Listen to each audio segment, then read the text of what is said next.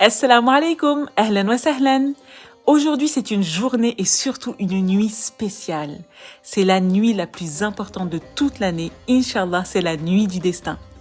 Ibn Mas'ud radiallahu anhu rapporte qu'il a entendu le prophète, que la paix et la bénédiction d'Allah soient sur lui, dire « Ceux qui seront les plus dignes de moi, le jour de la résurrection, seront ceux qui auront le plus prié sur moi. » Qu'Allah nous accorde de prier sur le prophète Mohammed.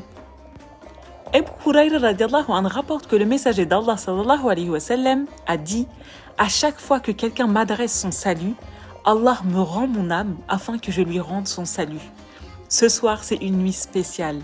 Saluons énormément le prophète sallallahu alayhi wa sallam. Écoutons maintenant le verset du jour.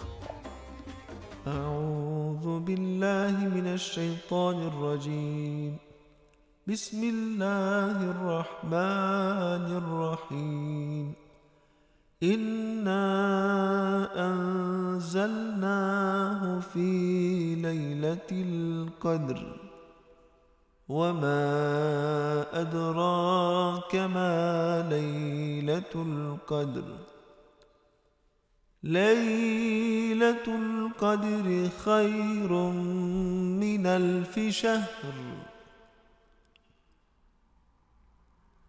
تنزل الملائكة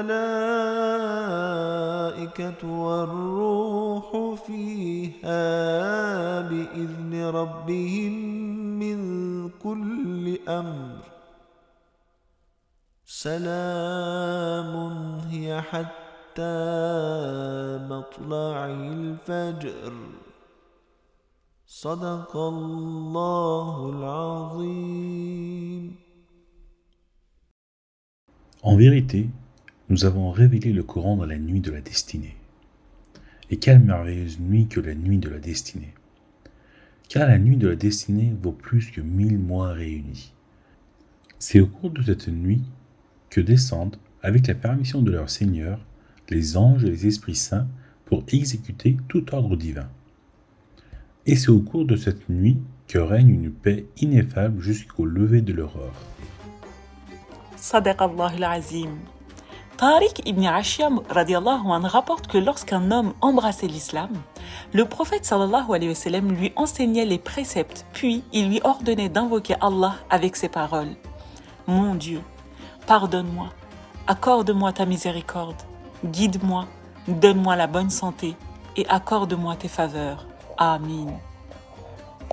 Anas radiallahu anhu rapporte que le prophète sallallahu alayhi wa sallam avait coutume de dire « Mon Dieu, je me mets sous ta protection contre l'incapacité, la paresse, la lâcheté, la décrépitude et l'avarice. Et je me mets sous ta protection contre le châtiment de la tombe. Et je me mets sous ta protection contre les épreuves occasionnées par la vie et par la mort. » Prions Allah subhanahu wa ta'ala avec les invocations du prophète sallallahu alayhi wa sallam. Maintenant, nous allons écouter une assise sur la nuit du destin. Bismillah, alhamdulillah, wassalatu wassalamu ala rasulillah, rabbi shrah li sadri wa yassir li amri wahlul 'uqdatan min lisani yafqahu qawli. Chers amis, bienvenue à cette nouvelle assise spirituelle. Aujourd'hui, nous allons parler, comme vous pouvez tous l'imaginer, de la nuit du destin, Laylatul Qadr. Ça y est, nous y sommes. Nous voici dans la dernière décade de ce mois béni. J'espère pour vous que les 20 premiers jours de ce mois béni aura été bénéfique d'un point de vue spirituel.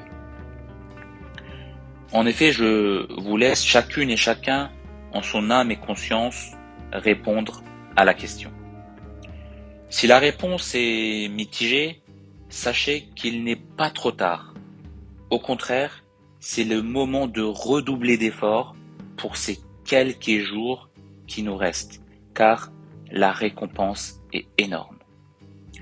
Comme vous le savez tous, Allah Azza wa Jal a choisi expressément cette nuit pour révéler le Coran à son prophète bien-aimé sallallahu alayhi wa sallam, ce qui confère une importance primordiale à cette nuit. Comme évoqué plus haut, la récompense lors de cette nuit est énorme. Toute adoration faite lors de cette nuit serait meilleure que toute adoration faite durant 1000 mois, soit 83 années et 4 mois. Allah Azza wa Jal dit dans la sourate Qadr, Laylatul Qadr khayrun min alfi shahr. Alors, on pourrait se poser la question légitime de savoir quand exactement est la nuit du destin.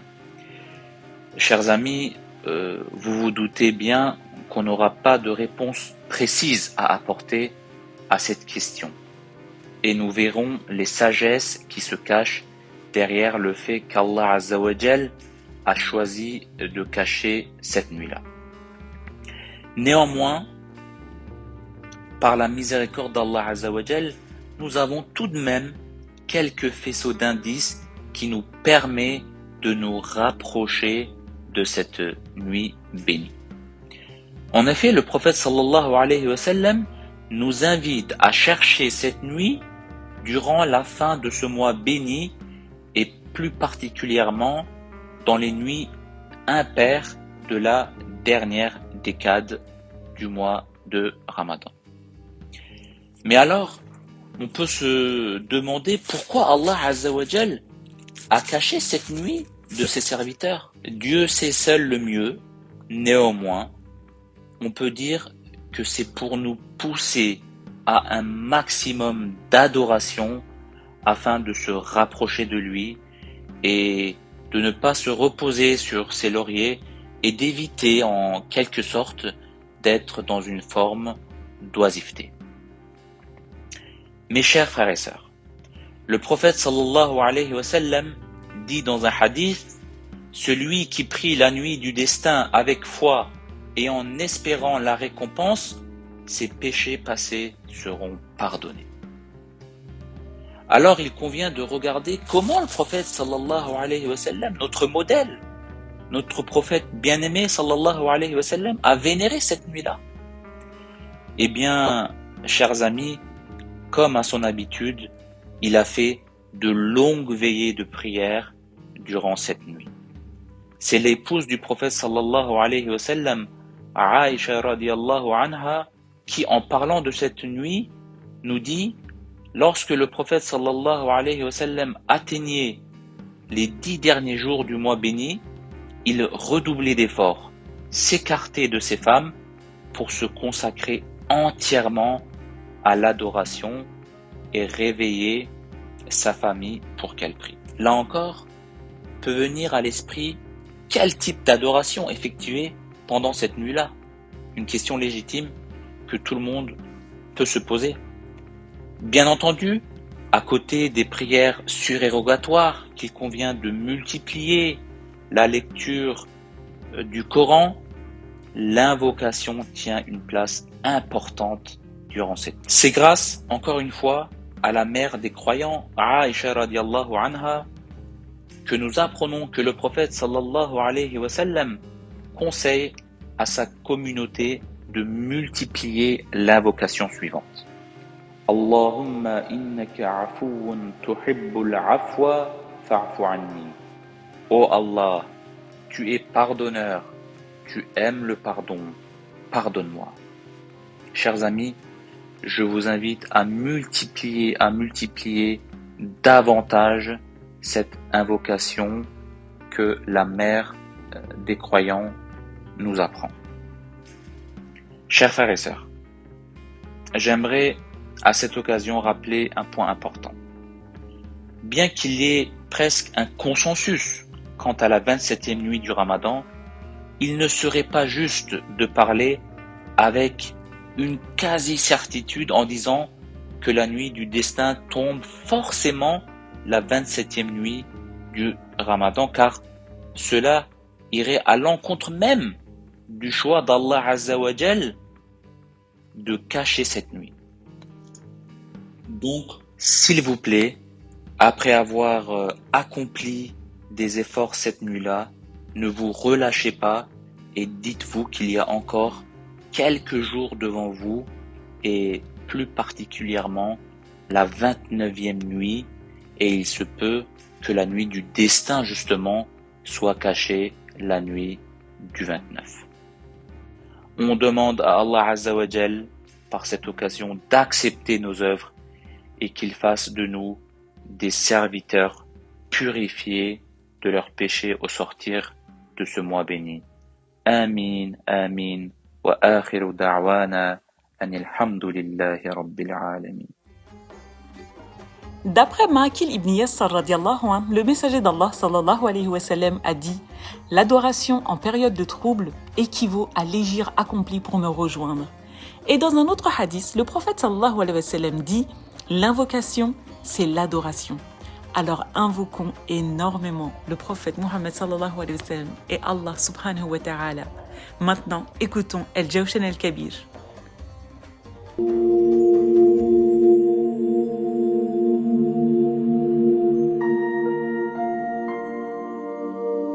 يا صانع كل مصنوع.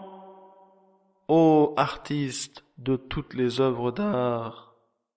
يا خالق كل مخلوق. Ô créateur de toutes choses créées. يا رازق كل مرزوق. Ô celui qui sustente chacune de ses créatures nécessiteuses de sa sustention. يا مالك كل مملوك. Ô maître de toute propriété et de toute souveraineté. يا كاشف كل مكروب. Ô celui qui soulage tous ceux qui ont des ennuis. يا فارج كل مغموم. Ô celui qui écarte les chagrins et les tracas de ceux qui sont noyés dans le chagrin et les tracas. يا راحم كل مرحوم. Ô celui qui est compatissant envers ceux qui ont besoin de compassion et d'affection. يا ناصر كل مخذول. Ô celui qui aide tous ceux qui sont privés d'aide. يا ساتر كل معيوب. Ô celui qui voile tous les vices. يا ملجأ كل مظلوم. Ô mon Seigneur qui est le refuge de toutes les victimes d'oppression et d'injustice. سبحانك يا لا إله إلا أنت الأمان الأمان. خلصنا من النار. Gloire à toi, ô Seigneur, pas d'autre divinité que toi. Nous implorons ton secours, protège-nous de l'enfer.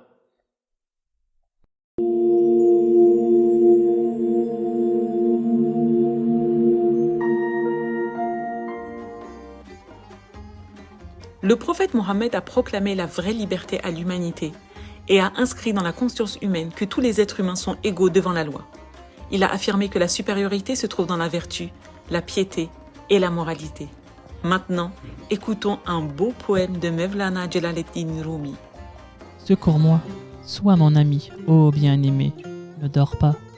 Ô rossignol enivré, ne t'endors pas dans la roseraie. Protège les amis exilés, ne dors pas. Cette nuit est la nuit de la libéralité. Sois attentif, ne dors pas. Si tu désires l'éternité et la victoire, ne dors pas. Brûle-toi à la flamme de l'amour de l'ami, ne dors pas. Tu as dormi sans nuit et tu as vu la conséquence. Pour l'amour de Dieu, cette nuit jusqu'au jour, ne dors pas. Ô mon cœur, pendant 2 ou 3 jours jusqu'à l'aube, ne dors pas. Séparé du soleil comme la lune, ne dors pas. Planche comme le seau dans les ténèbres du puits. Il se peut que tu arrives à la margelle du puits. Ne dors pas. Dans ce poème, où Rumi nous explique, nous raconte comment doit se dérouler le Laylatul Qadr, Rumi semble nous donner des conseils. Prenons sa source s'inspirant du verset 17 du Sourate 51 Ad-Dariyat, qu'on peut traduire par « Il dormait peu la nuit », Rumi commence son poème par une supplication, par un appel à l'aide où il dit « Secours-moi », où il appelle les amis « Sois mon ami », où il fait aussi appel au bien-aimé, ici qui est représenté par Dieu. Il nous donne l'exemple des amis exilés. Rumi dira dans ce poème 9 fois « Ne dors pas ». Cette répétition, qui peut être interprétée comme de l'impératif, un ordre, mais aussi une supplication, est lourde de sens. En effet, ce poème fait référence au Laylatul Qadr, c'est-à-dire la nuit du pouvoir. Une nuit qui, vers la fin du mois de Ramadan, est dite capable de laver tous les péchés mineurs. Mais dont on ne sait pas exactement la date ni l'heure. Ainsi, Rumi a demandé à ne pas dormir cette nuit. Dans cette nuit de la libéralité, pour se libérer, pour se faire pardonner, pour celui qui désire l'éternité et la victoire, il ne faut pas dormir. C'est en brûlant par une flamme de l'amour, provoquée par l'ami, c'est-à-dire par Dieu, qu'on peut être lavé de nos péchés, qu'on peut être totalement pardonné. Rumi explique « Tu as dormi sans nuit et tu as vu la conséquence ». Nous dormons tous la nuit, chaque jour, et qu'est-ce que cela nous apporte? Et si, une nuit, seulement une nuit, nous ne dormions pas et que nous livrions tout entier à Dieu, à la prière, à la supplication? Rumi supplie, pour l'amour de Dieu, ô mon cœur, secours-moi, ô bien-aimé. Pendant 2 ou 3 jours, jusqu'à l'aube, ne dors pas. On ne sait pas exactement quel jour, quelle nuit, à quelle heure cela se produit. C'est pourquoi Rumi ne parle pas seulement d'une nuit, mais de plusieurs nuits et de plusieurs jours. Il dit pendant 2 ou 3 jours, jusqu'à l'aube. Vers la fin du poème, Rumi va faire la comparaison de l'homme avec un seau qui plonge dans les ténèbres. Un seau qui est plongé dont on ne connaît pas la hauteur et on ne sait pas si dans ce puits il y a de l'eau. Ce n'est pas pour cette raison qu'il faut abandonner. Rumi terminera ses vers par « Tu arrives à la margelle du puits, ne dors pas. Oui, peut-être que cette nuit, peut-être que cette heure, c'était à ce moment-là que tes prières allaient être exaucées, que tes prières allaient être acceptées. Il ne faut pas perdre espoir et passer cette nuit sans cesse à la prière, à la supplication. » Depuis son apparition sur la terre, l'humanité a trouvé la paix et le bonheur véritable dans la religion. Comme il est impossible de parler de moralité et de vertu là où les gens ne pratiquent pas la vraie religion, il est également difficile d'imaginer le vrai bonheur, car la moralité et la vertu émanent d'une conscience bonne et claire. La religion est ce qui rend la conscience bonne et claire, car c'est un lien entre l'humanité et Dieu. La religion est la meilleure école, une institution des plus bénies dans le but d'inculquer aux gens de bonnes qualités morales. Elle est ouverte à tous, du plus jeune au plus âgé. Ceux qui la fréquentent sont les seuls à atteindre la paix, la satisfaction et la liberté. Écoutons maintenant une belle parole du prophète Mohammed sallallahu alayhi wa sallam.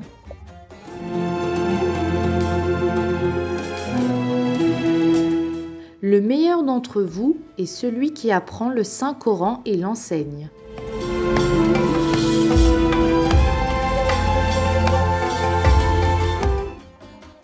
Lire, mémoriser et méditer le Coran est l'une des adorations qui contribue le plus à nous rapprocher du Seigneur subhanahu wa ta'ala. Le sens de ce hadith est que les meilleurs gens sont ceux qui apprennent le Coran en le mémorisant, en le lisant et en le méditant, et ensuite l'enseignent à leurs prochains en leur faisant lire, mémoriser et méditer. Ces personnes sont qualifiées de meilleures dans l'absolu car leur acte est lié à la parole d'Allah subhanahu wa ta'ala qui est la meilleure des paroles. C'est un acte qui comprend à la fois l'apprentissage pour soi et l'enseignement à son prochain, et qui consiste donc à compléter ses propres manquements et ceux d'autrui. On s'inscrit donc dans une volonté d'apprendre car on réalise qu'on ne connaît pas grand-chose.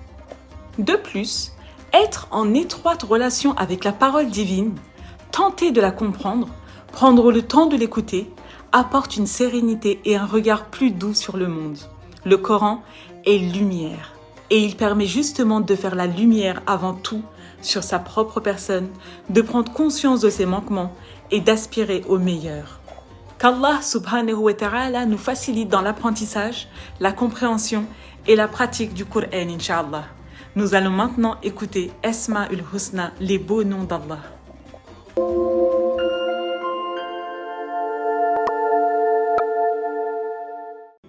يا جميل يا الله يا قريب يا الله يا مجيب يا الله يا حبيب يا الله يا رؤوف يا الله يا عطوف يا الله يا معروف يا الله يا لطيف يا الله يا عظيم يا الله يا حنان يا الله يا منان يا الله يا ديان يا الله يا سبحان يا الله يا أمان يا الله يا برهان يا الله يا سلطان يا الله يا مستعان يا الله يا محسن يا الله يا متعالي يا الله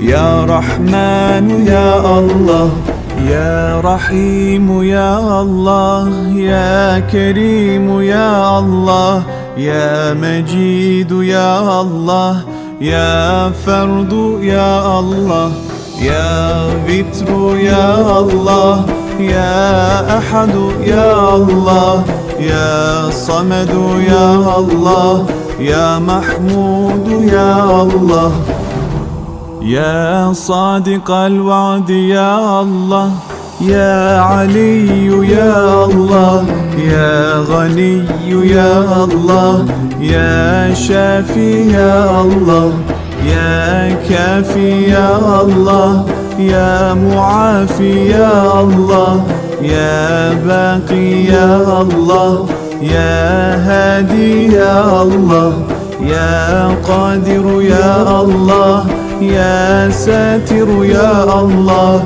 يا قهار يا الله يا جبار يا الله يا غفار يا الله يا فتاح يا الله.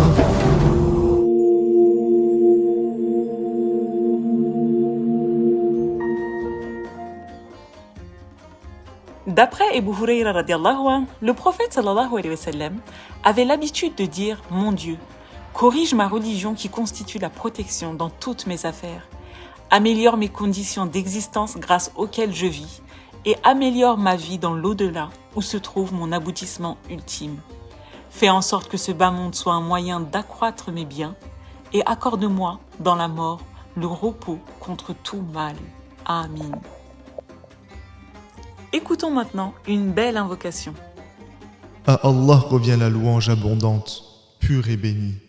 Nul ne peut te louer et reconnaître tes grâces comme tu le mérites, ni se peut se dispenser de toi, ô mon Seigneur. Louange à Allah qui m'a accordé cette nourriture et me l'a octroyée sans pouvoir ni force de ma part. Place pour nous ta bénédiction dans cette nourriture et accorde-nous une nourriture meilleure. La louange est à Allah qui nous a donné à manger et qui nous a donné à boire et qui a fait de nous des musulmans. Ô notre sultan qui nous a bénis de ces bénédictions, montre-nous les origines et les sources des échantillons que tu nous as donnés et fait goûter ici-bas et attire-nous vers ton royaume. Ne nous fais pas anéantir dans ce désert, accepte-nous à tes côtés et pitié de nous. Fais-nous manger dans l'au-delà de ces délicieuses bénédictions que tu nous as fait goûter dans ce bas monde. Ne nous saisis pas avec l'expiration et l'expulsion. N'exécute pas en laissant errer ces gens qui sont sous ta domination et qui te font à la fois très désireux et reconnaissants. Ô Allah, accorde ta grâce et la paix à notre maître Mohammed sallallahu alayhi wa sallam ainsi qu'à sa famille et à ses compagnons. Amin. À Allah revient la louange abondante, pure et bénie. Nul ne peut te louer et reconnaître tes grâces comme tu le mérites, ni se peut se dispenser de toi, ô mon Seigneur. Louange à Allah qui m'a accordé cette nourriture et me l'a octroyée sans pouvoir ni force de ma part. Place pour nous ta bénédiction dans cette nourriture et accorde-nous une nourriture meilleure. La louange est à Allah qui nous a donné à manger et qui nous a donné à boire et qui a fait de nous des musulmans. Ô notre sultan qui nous a bénis de ses bénédictions, montre-nous les origines et les sources des échantillons que tu nous as donnés et fait goûter ici-bas et attire-nous vers ton royaume. Ne nous fais pas anéantir dans ce désert, accepte-nous à tes côtés et aie pitié de nous. Fais-nous manger dans l'au-delà de ces délicieuses bénédictions que tu as fait goûter dans ce bas monde. Ne nous saisis pas avec l'expiration et l'expulsion. N'exécute pas en laissant errer ces gens qui sont sous ta domination et qui te sont à la fois très désireux et reconnaissants. Ô Allah, accorde ta grâce et la paix à notre prophète Muhammad sallallahu alayhi wa sallam, ainsi qu'à sa famille et ses compagnons. À Allah revient la louange abondante, pure et bénie. Nul ne peut te louer et reconnaître tes grâces comme tu le mérites, ni ne peut se dispenser de toi, ô mon Seigneur. Louange à Allah qui m'a accordé cette nourriture et me l'a octroyée sans pouvoir ni force de ma part. Place pour nous ta bénédiction dans cette nourriture et accorde-nous une nourriture meilleure. La louange est à Allah qui nous a donné à manger et qui nous a donné à boire et qui a fait de nous des musulmans. Ô notre sultan qui nous a bénis de ses bénédictions, montre-nous les origines et les sources des échantillons que tu nous as donnés et fais goûter ici-bas et attire-nous vers ton royaume. Ne nous fais pas anéantir dans ce désert, accepte-nous à tes côtés, aie pitié de nous. Fais-nous manger dans l'au-delà de ces délicieuses bénédictions que tu nous as fait goûter dans ce bas monde. Ne nous saisis pas avec l'expiration et l'expulsion. N'exécute pas en laissant errer ces gens qui sont sous ta domination et qui te sont à la fois très désireux et reconnaissants. Ô Allah, accorde ta grâce et la paix à notre maître Muhammad sallallahu alayhi wa sallam, ainsi qu'à sa famille et ses compagnons. Amen. Au nom d'Allah, le plus miséricordieux, le plus compatissant. Toutes les louanges et acclamations appartiennent et sont dues à Allah, le Seigneur des mondes. Que nos prières et nos salutations soient transmises à notre maître Mohammed, paix et bénédiction soient sur lui. Notre seul soutien et guide pour trouver le vrai chemin, aux membres de sa famille la plus pure, à tous ses compagnons qui ont incarné la grâce et la générosité, à tous les prophètes et messagers et à tous les serviteurs de Dieu, légitimement guidés sur la terre et dans les cieux. Ô Allah, exalte-nous avec une telle miséricorde de ta vue divine qu'elle devrait nous rendre satisfaits de personne d'autre que ta miséricorde.